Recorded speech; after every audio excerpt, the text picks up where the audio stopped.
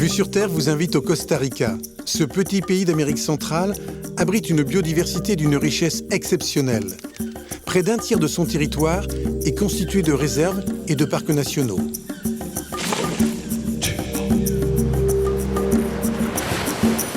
Sur la côte ouest, la longue houle du Pacifique fait le bonheur des surfeurs du monde entier.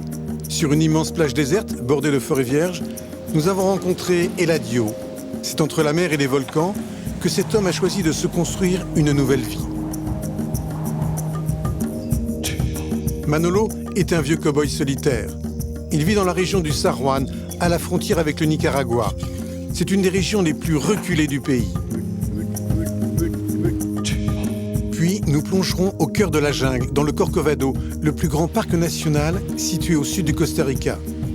Nous y avons suivi Claudine, une biologiste passionnée par la forêt luxuriante et par ceux qui y vivent.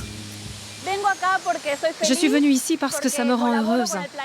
Je travaille pour la planète. C'est un mélange d'aventure et de science. En fait, c'est le mariage de la science, de la passion, du mystère et de l'aventure.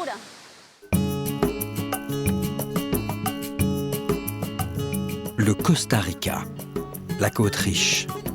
C'est Christophe Colomb qui baptise ainsi cette terre, découverte lors de son 4e voyage vers le Nouveau Monde. Le Costa Rica est le royaume des microclimats et des espèces vivantes. Ce petit pays d'Amérique centrale doit sa richesse naturelle à une situation particulière entre les deux Amériques et sous l'influence de deux océans. Traverser le Costa Rica, c'est voir le monde en accéléré. On y dénombre une centaine de volcans. Cette chaîne volcanique sépare en deux un pays qui concentre 4% de la biodiversité de la planète, alors que son territoire est 10 fois plus petit que celui de la France. En 2021, le Costa Rica veut atteindre l'équilibre parfait entre développement économique et respect de l'environnement. Il veut devenir le premier pays de la planète à présenter un bilan carbone neutre. Les volcans du Costa Rica offrent les plus beaux paysages du pays. Ces cônes presque parfaits sont l'objet d'une surveillance permanente. Sur les 116 volcans qui jalonnent ce territoire de montagne et de forêt, 5 sont actifs et parfois menaçants. Entre la mer des Caraïbes et l'océan Pacifique, la chaîne des volcans influe sur le climat du pays. Il est aride et sec à l'est et humide et luxuriant à l'ouest.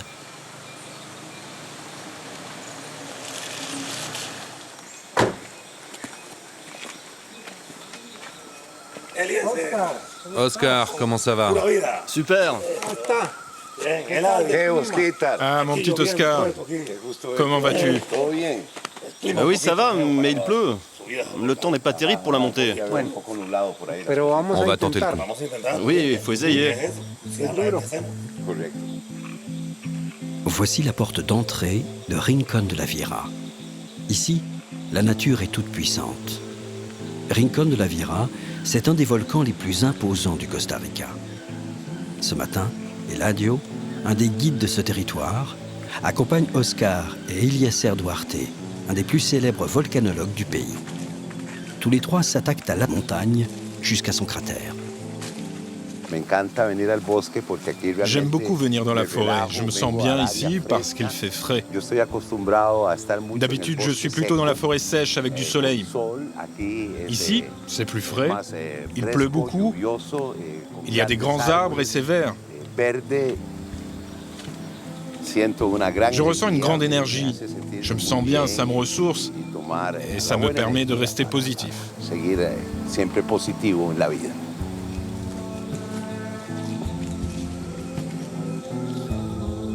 Sous l'effet des masses nuageuses qui traversent le pays d'est en ouest, Rincón de la Viera offre de nombreux visages.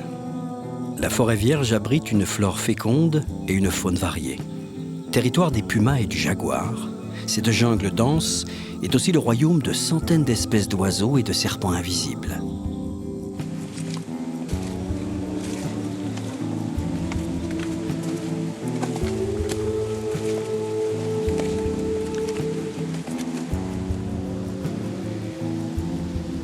La dernière éruption de cendres date de 1997. le sol porte la trace de 20 000 ans d'activité volcanique. Cette cascade de blocs de magma recouverte de végétation est l'unique chemin d'accès qui mène au sommet par le versant nord.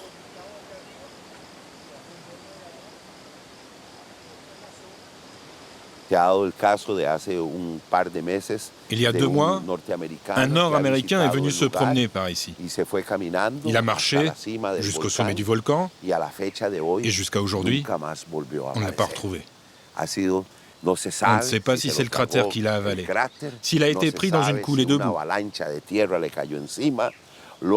Ils l'ont cherché en hélicoptère. Des spécialistes américains sont venus. Les guides les plus réputés l'ont cherché, des gens comme Oscar. Plein de spécialistes en sauvetage sont venus, même la Croix-Rouge, avec des chiens. Mais le type, il est resté introuvable. Il a disparu parce qu'il ne s'est pas méfié du volcan Rincón de la Vieja.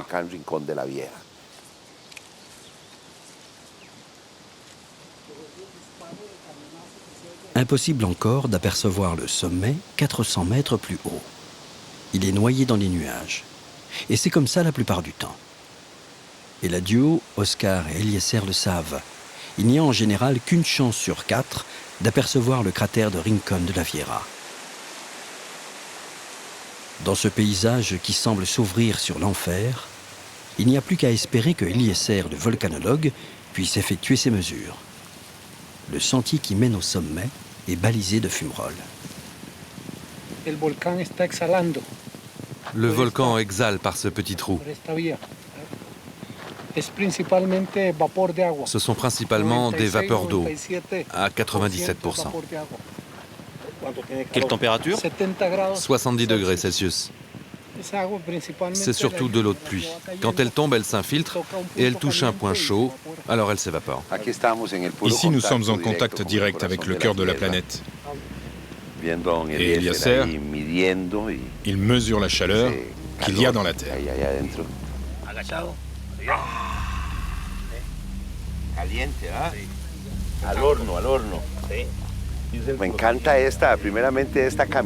J'adore monter ici, fournir tout cet effort pour observer et apprécier la beauté de la nature. L'énergie est si forte ici. Savoir qu'on est si proche d'un colosse géant, d'un volcan si ancien. L'ascension est longue. Elle va durer 5 heures. Depuis la sortie de la forêt, le vent s'est levé et la température a déjà chuté d'une dizaine de degrés.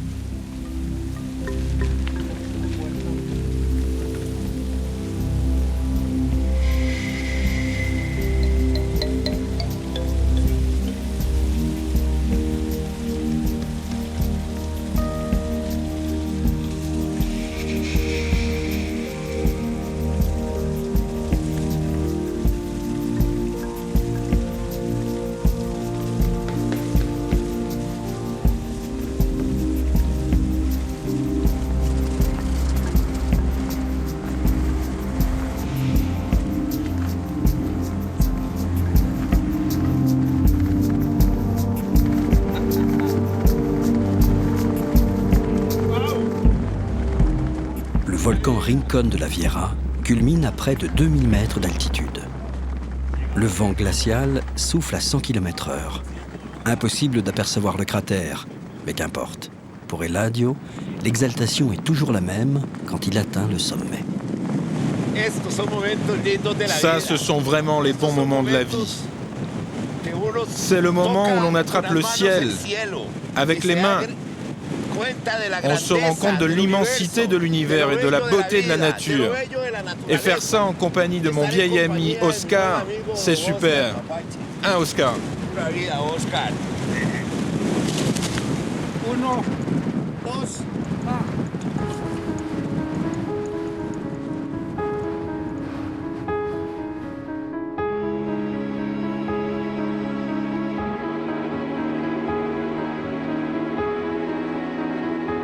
Ces volcans se trouvent sur l'immense chaîne montagneuse qui remonte tout le continent américain, de la pointe du Chili jusqu'en Alaska.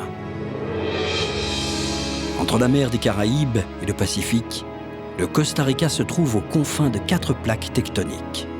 C'est une zone de friction qui déclenche des éruptions volcaniques et des tremblements de terre réguliers.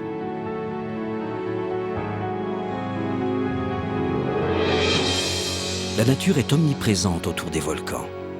C'est pour cela qu'Eladio a choisi de vivre ici.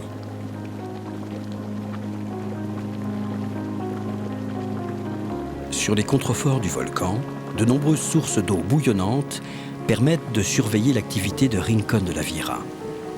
Ce sont les eaux de pluie infiltrées dans les chambres de magma qui créent ces marmites. L'eau et les boues chauffent comme dans une chaudière géante.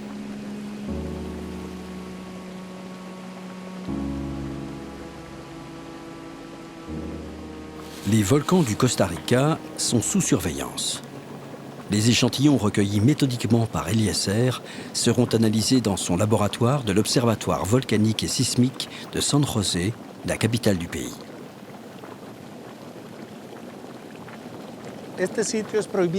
C'est un endroit interdit pour les randonneurs. Si on met un pied dedans, on est tout de suite brûlé au 2e degré. Ça peut même arracher la peau. C'est un endroit du volcan où il faut faire très attention et se méfier. C'est beau, hein? Toutes ces couleurs et toute cette activité, la dynamique interne de la planète qui sort ici à la surface.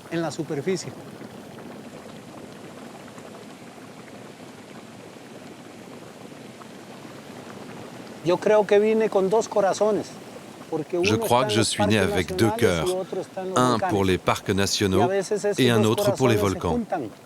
Et parfois, ces 2 cœurs se rejoignent parce que beaucoup de parcs nationaux sont aussi des volcans. C'est doublement le bonheur.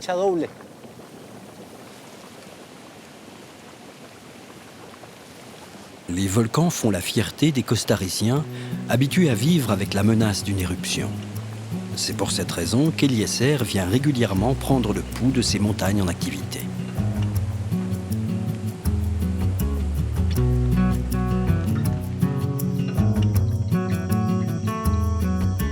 Il est 5 heures du matin, et chez lui, à mi-chemin entre la mer et le volcan, Eladio est sur le pied de guerre. Pour lui, c'est l'heure d'aller jouer avec les moustaches du Pacifique. Preparando el desayunito para ir a surfear. Je vais aller surfer. Buena gasolina. C'est du bon carburant, ça. Buena fuerza. Hey, hey, ¿cómo estás? Que mami está cocinando. Gracias. Aujourd'hui, c'est un jour vraiment spécial. Je crois qu'il y a de bonnes vagues. J'espère, il y a de la houle qui vient d'Hawaï et de Californie. Et ça rentre à Peñabrura. Il y a de belles vagues quand c'est comme ça. Et le petit-déj, c'est important, une bonne pinto, c'est bon pour tenir toute la journée.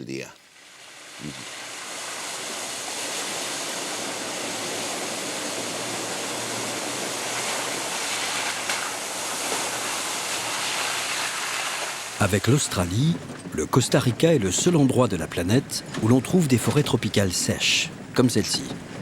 C'est le paradis des reptiles en tout genre, des iguanes, des boa constrictors, et c'est aussi le refuge éternel des sapajous capucins, les acrobatiques singes à tête blanche.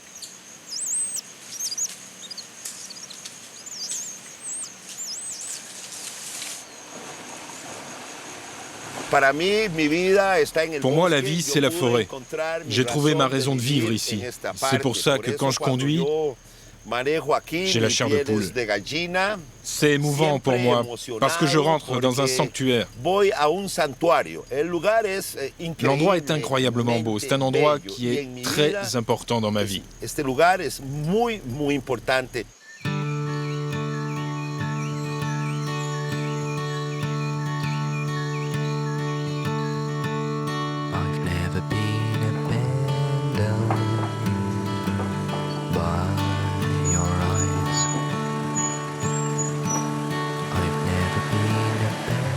Le rodéo dans la forêt dure 1h30 minimum pour parcourir seulement une dizaine de kilomètres sur une piste chaotique. Et Eladio est toujours motivé pour aller surfer. Le plaisir de la glisse, ça se mérite. Au bout de la piste, les grandes étendues désertes et sauvages de la côte pacifique. Sur la côte nord-ouest du Costa Rica, voici la plage de Peña Bruja et son rocher de la sorcière. Dès que la houle se forme, Eladio vient ici. Le surf est sa deuxième religion. Peña Bruja est un paradis. C'est en tout cas celui d'Eladio.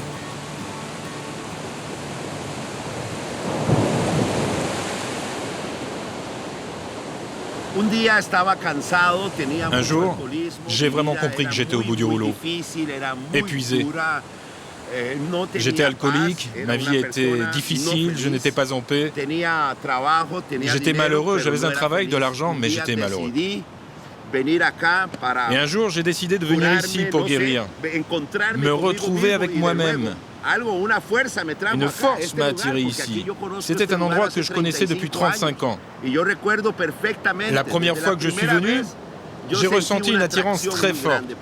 Et aujourd'hui, je suis libre et heureux. Je vole comme un oiseau. Je suis un animal parmi les animaux de la forêt.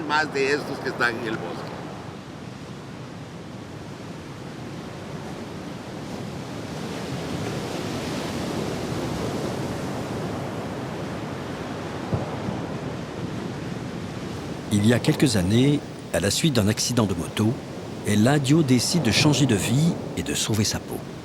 Fini la ville et ses excès en tout genre, l'alcool et la cocaïne. En 2000, Eladio veut décrocher. Il quitte San José, la capitale, pour s'installer ici, dans une cabane au bord de la plage. Il y restera seul pendant 5 ans. J'aime surfer seul dans ce paradis. On n'est pas agressé par le monde autour. Le surf, c'est quelque chose qu'on ne peut pas expliquer. C'est juste bon pour recharger ses batteries. Après avoir surfé toute la journée les bonnes vagues, je rentre à la maison et je me sens vraiment en paix.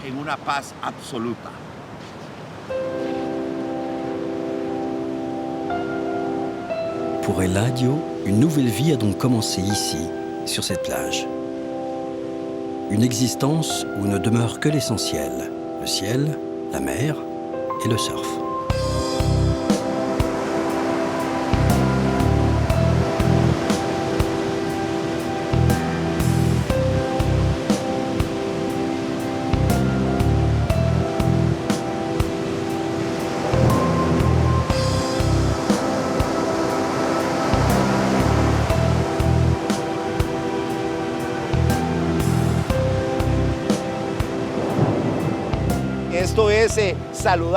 Ici, c'est bon pour la santé, pour n'importe qui, pour un enfant ou un vieux.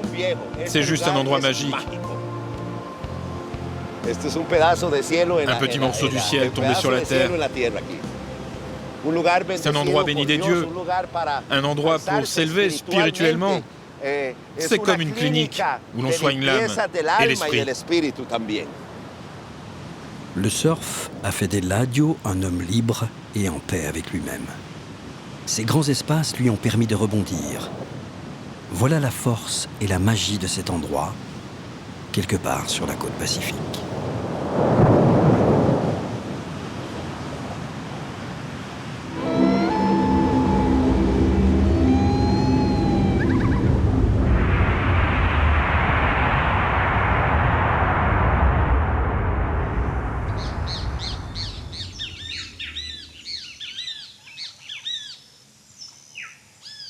De l'autre côté de la chaîne des volcans, épine dorsale du pays, s'ouvre un territoire que la plupart des Costariciens ignorent.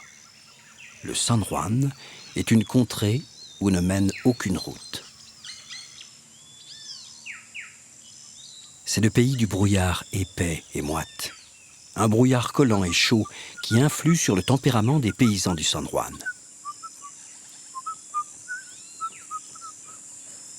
En menos de 3 patadas acabó con su rival, pero también aquel gallo le hizo una herida muerta y ahí juró que era un amigo.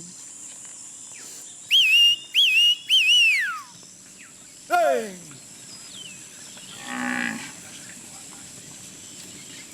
Le va, ¡hey! C'est ici que vit Manolo. Il est responsable d'une ferme de plus de 700 hectares et d'autant de têtes de bétail. Sous ces latitudes tropicales et humides, le temps s'est assoupi. Les hommes doivent supporter la torpeur et cultivent une douce nonchalance.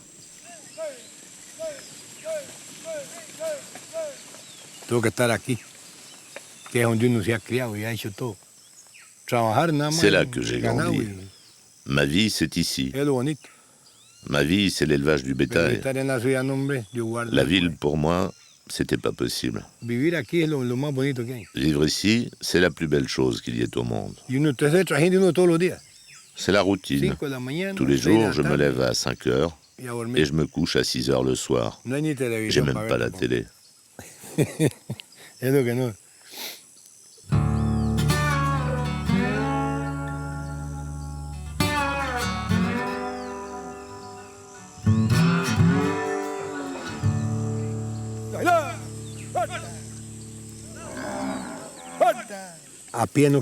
Quand je suis à pied, elles ne veulent rien savoir. Mais quand je suis à cheval, je passe à l'intérieur du troupeau. Les vaches peuvent agresser. On n'est jamais à pied, sauf quand on est dans l'enclos, car on peut prendre un bâton et se défendre. Mais ici, je suis toujours à cheval. N'importe quelle vache peut agresser, n'importe laquelle.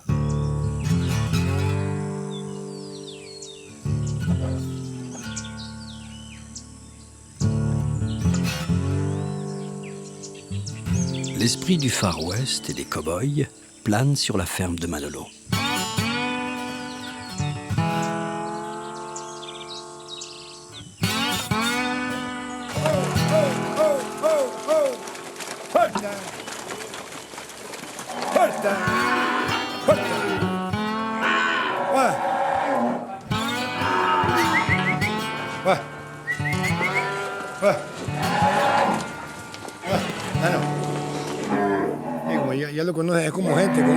Je les connais comme si c'était des personnes. Elles me connaissent bien, c'est comme ça les vaches. Il y en a qui sont furieuses. Il n'y a qu'avec moi qu'elles sont gentilles. Elles me connaissent bien. Mais autrement, avec un étranger, ça peut mal tourner. Tu peux te faire jeter par-dessus les barrières.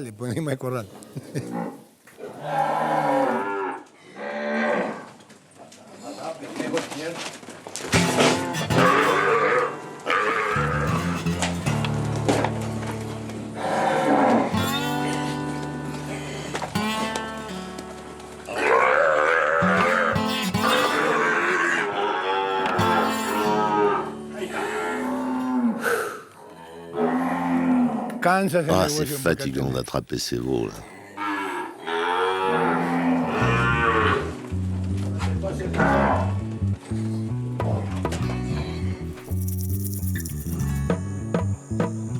Manolo vit ici depuis 30 ans, tout près de la frontière avec le Nicaragua.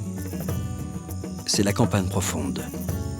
La ferme dont il s'occupe appartient à une riche famille de la capitale. Manolo en est le régisseur, l'homme à tout faire, responsable de tout. En fait, c'est lui le patron. Pour vivre ici, il faut être capable de se couper du monde. La maison de Manolo n'est raccordée ni à l'eau, ni à l'électricité. Et le premier village est à plus d'une demi-heure de piste. Alors, mieux vaut ne jamais tomber malade. La seule maladie qui s'attrape parfois ici, c'est la gueule de bois. Parole de Manolo.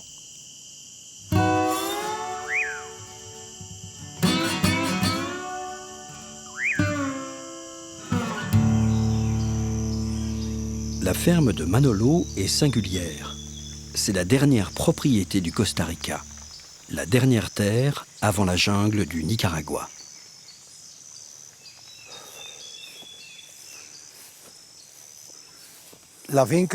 Ici, de la frontière jusqu'à la ferme, il y a 700 hectares. Et de l'autre côté, là, c'est Nicaragua. Cette petite plaque, ça marque la séparation entre le Costa Rica et le Nicaragua. Ça fait que 20 ans qu'on peut passer de l'autre côté. Avant, pendant la guerre, on ne pouvait pas. Tout cet endroit était miné. Et il y avait des camps de l'armée du Nicaragua. On ne pouvait pas passer. On se faisait arrêter. Personne n'y allait. On aimerait qu'un jour tout ça disparaisse. Qu'on puisse aller et venir complètement, sans rien, sans problème, sans passeport, en toute liberté.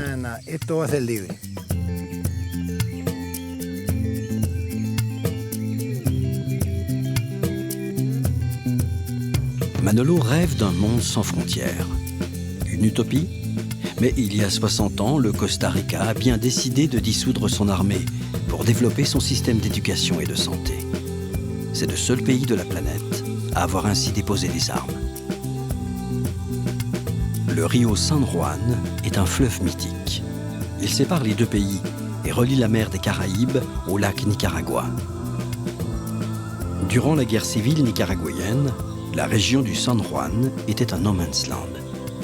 Au XVIIIe siècle, les pirates des Caraïbes viennent s'y réfugier.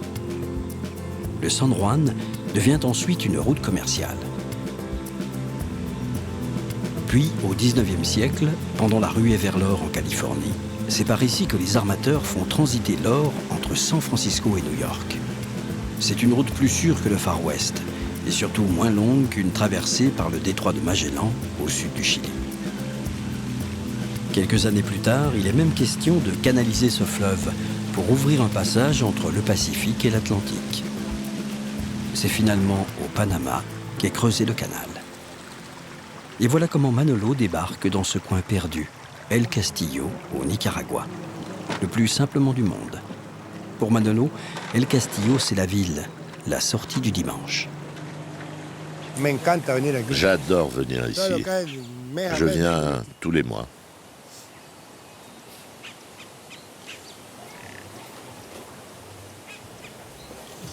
Je fais des courses et je reste un jour ou deux, puis après je rentre.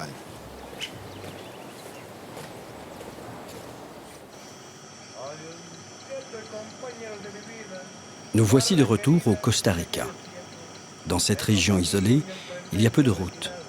Les rivières sont le meilleur moyen de se déplacer et de passer d'un pays à l'autre. Manolo n'a pas besoin de passeport pour sortir de sa ferme. Ici, tout le monde connaît ce personnage singulier qui ne fait pas semblant d'être celui qu'il n'est pas.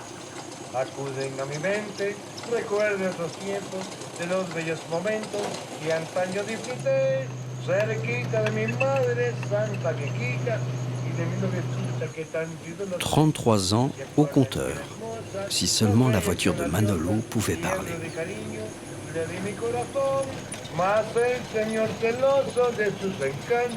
Au bout du chemin, voici le village Banderas de Pocosol. C'est le village le plus proche de chez Manolo, le seul endroit où il peut voir du monde. Bueno, un pan cuadrado. Banderas de Pocosol, son épicière, sa rue principale, son école et son bar.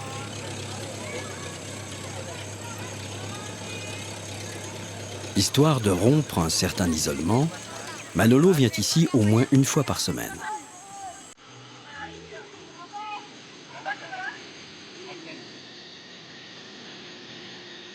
Le bar transpire la mélancolie, mais c'est le seul endroit où l'on peut boire de la bière fraîche.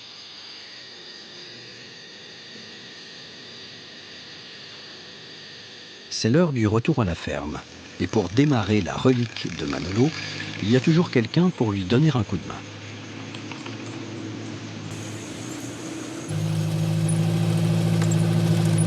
Ouais, j'ai encore de bons yeux. Les essuie-glaces ne marchent plus. Mais pas de problème, je sors la tête.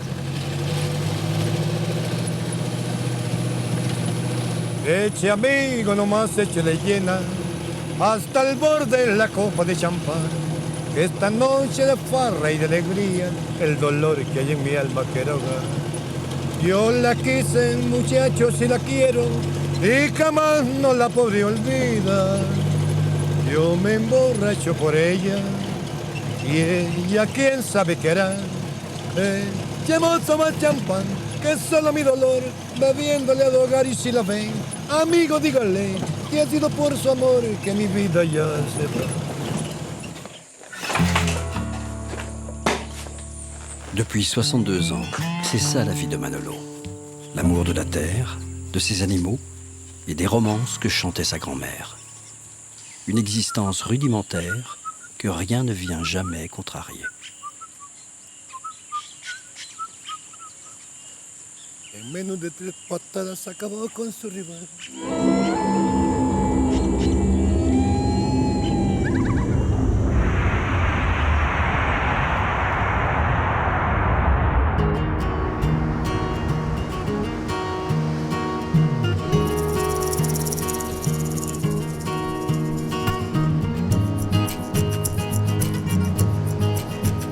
Au sud du Costa Rica, la péninsule de Osa est un autre bout du monde qui se jette dans l'océan Pacifique.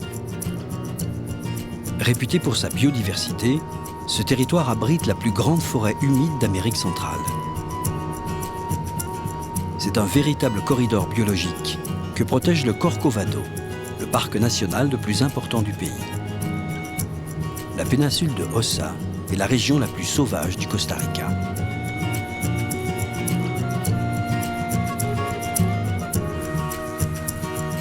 Claudine Sierra est biologiste. Elle travaille pour l'Université du Costa Rica.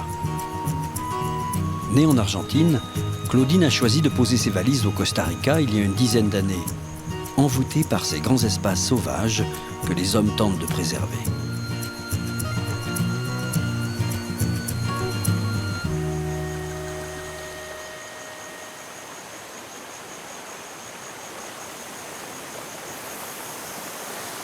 Claudine aurait pu passer sa vie dans un laboratoire, mais elle est une femme de terrain et de défi. Elle a vécu en Europe, bourlingué en Inde et en Amérique du Sud. Ancienne danseuse professionnelle, elle s'est longtemps nourrie de voyages et de rencontres.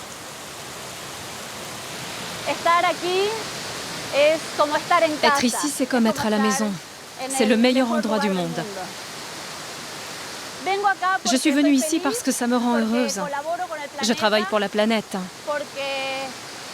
C'est un mélange d'aventure et de science. En fait, c'est le mariage de la science, de la passion, du mystère et de l'aventure. Il y a plein de rivières comme celle-ci, avec des cascades qui se jettent dans l'océan Pacifique. Plus bas, il y a des chercheurs d'or parce que dans cette rivière, il y a beaucoup d'or.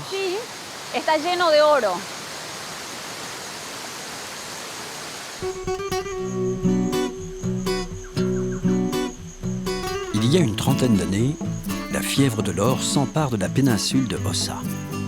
La région, alors secouée par une grave crise économique, attire des milliers de chercheurs d'or.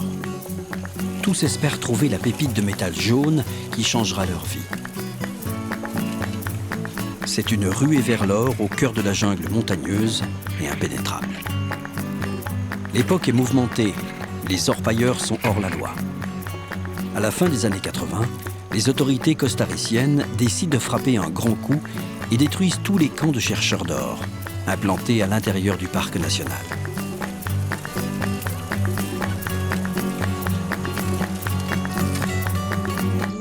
La péninsule de Osa et le Corcovado sont des lieux indispensables à la respiration de la planète.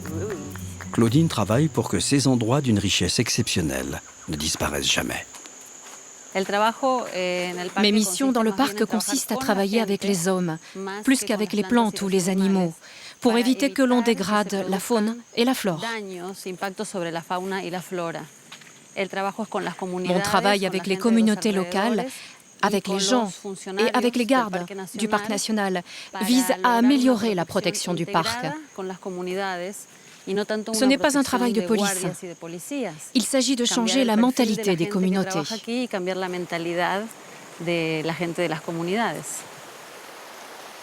Claudine consacre ses travaux universitaires aux communautés indigènes pour qu'elles puissent continuer à vivre dans leur environnement tout en préservant la nature.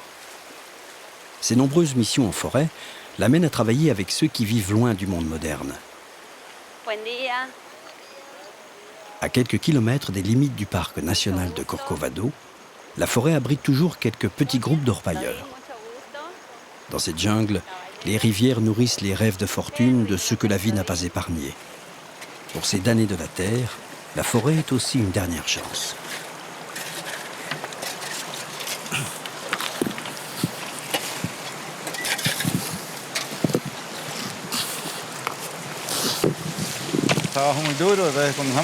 C'est un travail dur.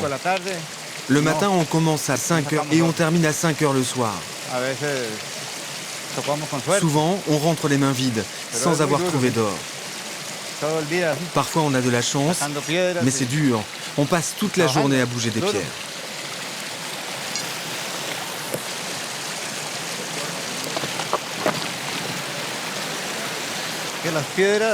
L'or reste collé à la boue et à la pierre.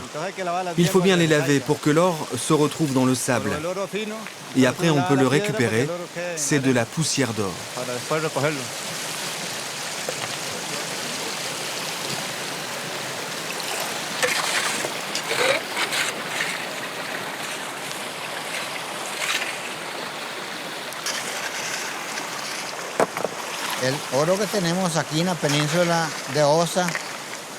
L'or de la péninsule de Osa, c'est la richesse de notre pays. C'est pour ça qu'ils ne se sont pas trompés en baptisant le Costa Rica. C'est vraiment une côte très riche. L'or pour moi est une chose merveilleuse.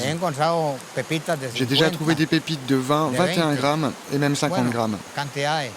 On avait travaillé dans un autre endroit et là-bas on avait trouvé que des gros morceaux comme ça. Je peux pas vous dire où c'est.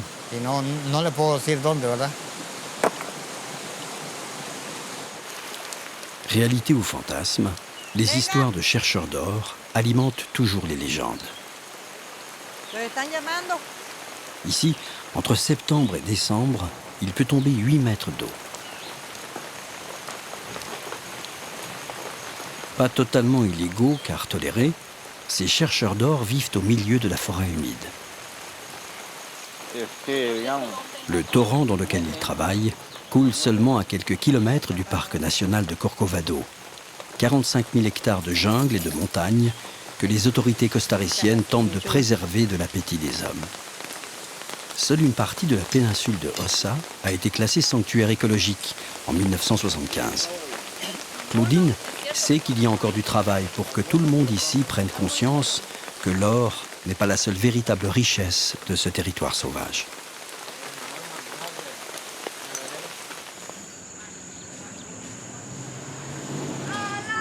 Puerto Jiménez est l'ancien Eldorado des chercheurs d'or du Costa Rica. Cette petite ville tranquille est devenue l'escale incontournable des voyageurs en quête d'aventure. C'est la porte d'entrée du parc national. Claudine va passer quelques jours dans la forêt vierge, à Sirena, le poste des Rangers, les gardiens de ce sanctuaire écologique. Hola, qué gusto. À pied, il faudrait plusieurs jours de marche pour rejoindre Sirena sur la côte pacifique. L'avion est donc le moyen le plus facile pour y aller. L'unique avion de la région, c'est celui d'Alvaro. Il est le seul à survoler le Corcovado.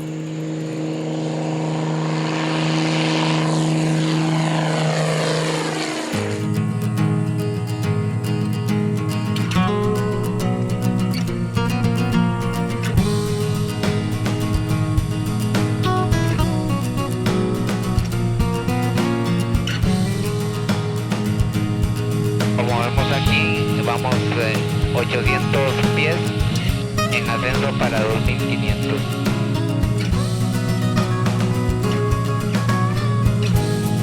Alcanza 1.5, despega pista 3-4, cruza hacia el Coco.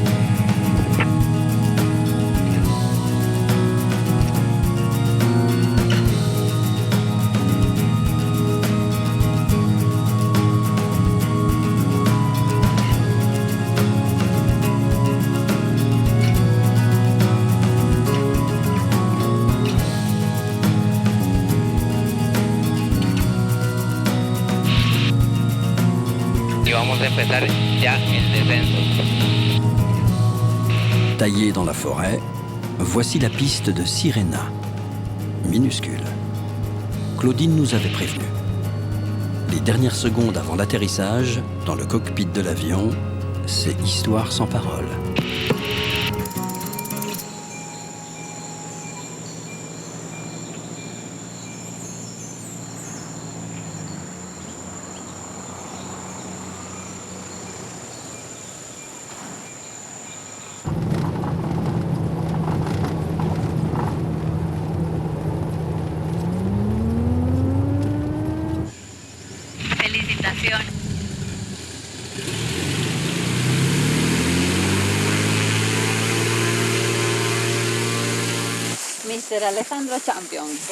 Alexandro est le chef de la station des Rangers, les gardes du Corcovado. Ces deux-là se connaissent bien. Ils ont dessiné 80 km de sentiers dans la forêt pour développer l'écotourisme. Mais Alexandro a d'autres soucis en ce moment. Traquer les braconniers et les chercheurs d'or illégaux.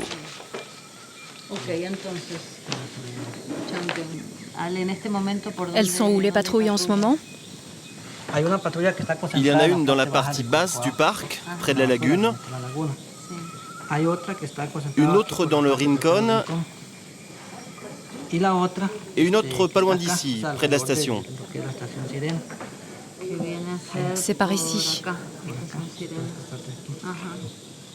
Il y a 3 patrouilles? Tu crois que c'est assez? Non, ce n'est pas suffisant. Les patrouilles ne se composent que de 6 personnes. Alexandro a grandi dans la jungle. Il la connaît parfaitement. Avant d'être garde, lui aussi a été chercheur d'or. J'avais 7 ans, je me suis fait des amis ici. Ils m'ont dit, il y a de l'or dans la montagne. Alors j'ai commencé à chercher de l'or avec eux. Aujourd'hui, Alexandro a donc choisi son camp, celui des défenseurs de la nature. Tu ne te sens pas un peu policier maintenant? Par rapport à tes anciens copains? Si, parfois j'ai des problèmes avec eux. Ils me disent, tu as été un chercheur d'or, tu sais comment on est, et tu nous as trahis. Je leur dis qu'il est temps d'arrêter de chercher de l'or. Je parle avec eux, j'essaye de les convaincre, et en fin de compte, il y en a qui suivent mes conseils, mais d'autres continuent.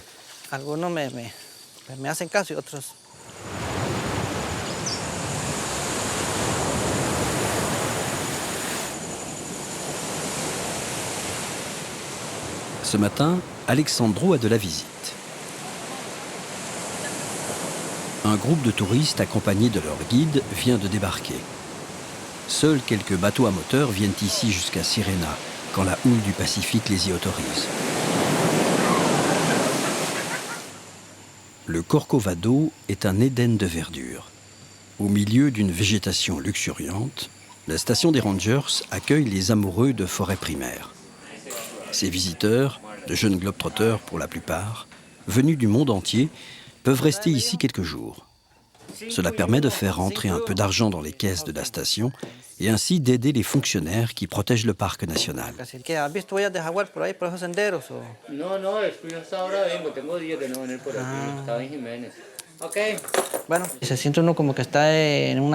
On se sent comme si on était sur une île.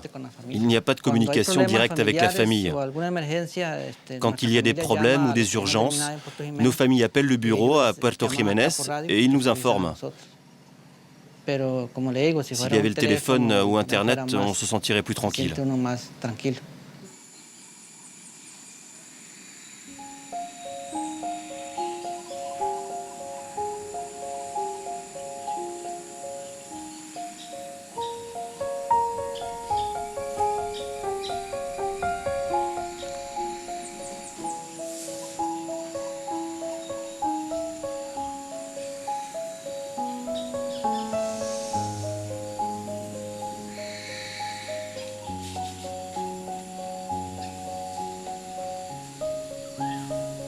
La forêt est un monde idéal pour se retrouver soi-même. Claudine a pratiqué la danse contemporaine au plus haut niveau. Aujourd'hui, l'art du yoga lui permet d'atteindre une harmonie avec l'univers qui l'entoure.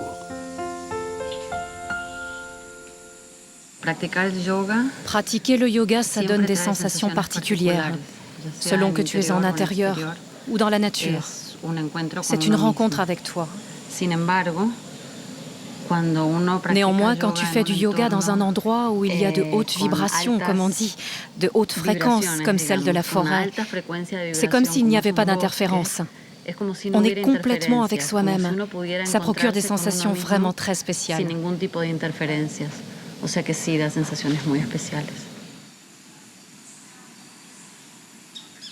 Claudine a longtemps parcouru la planète. Elle voulait découvrir ce qu'il y a de plus beau sur la Terre. Une fois terminées ses études de biologie, elle se lance donc dans une carrière de danseuse professionnelle, mais sa passion pour la nature va la rattraper. Claudine accepte alors une mission du gouvernement costaricien. Il s'agit d'étudier l'écosystème de l'île Coco, une île déserte et paradisiaque, perdue dans l'océan Pacifique. Elle y restera 8 ans.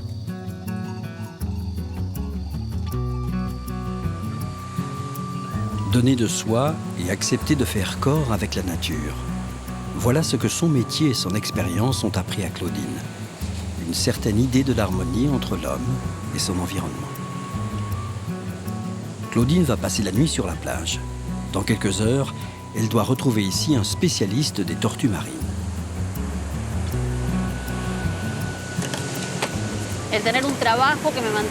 Avoir un travail qui maintient en contact avec la nature, en fait, c'est une excuse.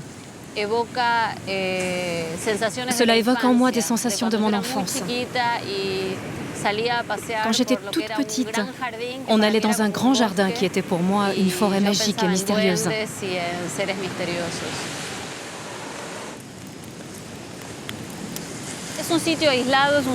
C'est un endroit isolé ici et sauvage. Un endroit où les animaux se promènent en liberté. Et donc ils prolifèrent. La nuit, tu peux entendre des jaguars. Ils ne s'approchent pas. Si tu as beaucoup de chance, tu peux voir passer un puma, des serpents, des singes. Il y a plus de faune que d'humains. C'est le monde des animaux, plus que celui des hommes.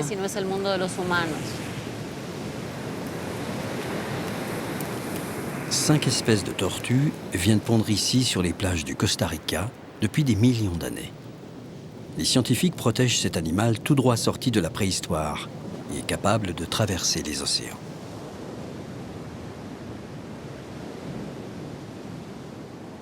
Cette nuit, Claudine va arpenter les plages du Corcovado pour observer des tortues en compagnie d'Éric.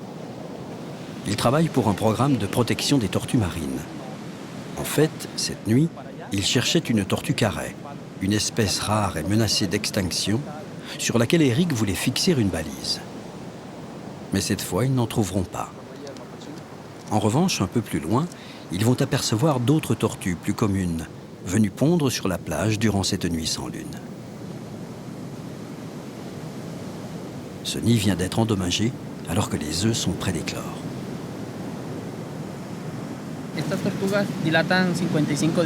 Il faut 55 jours d'incubation.